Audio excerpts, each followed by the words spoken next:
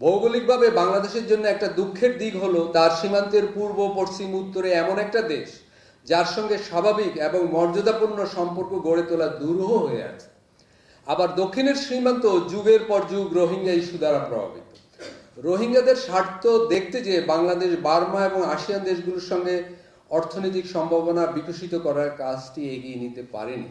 অথচ বাংলাদেশ আরাকান ও বার্মার অন্যান্য অঞ্চলের সঙ্গে বাণিজ্য বাড়িয়ে কৃষি সহ নানান পণ্যে ভারত নির্ভরতা কমাতে পারে।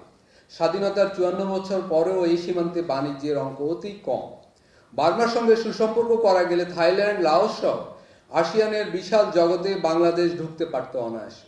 অর্থাৎ পণ্য, চিন্তা, রাজনীতি, কূটনীতি, সংস্কৃতি সব প্রতিটি বিষয়ে আমরা যেভাবে ভারতের উপর যুগের পর যুগ নির্ভর হয়ে আছি, সে অবস্থার সংস্কার হিসাবে আমাদের আসিয়ানমুখী হওয়া দরকার এবং সেটা সম্ভব।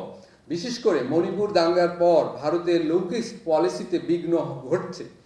বাংলাদেশ এই অবস্থায় তার আসিয়ানমুখী তৎপরতা বাড়াতে পারে, তার জন্য আমরা উদ্যোগী হব কি?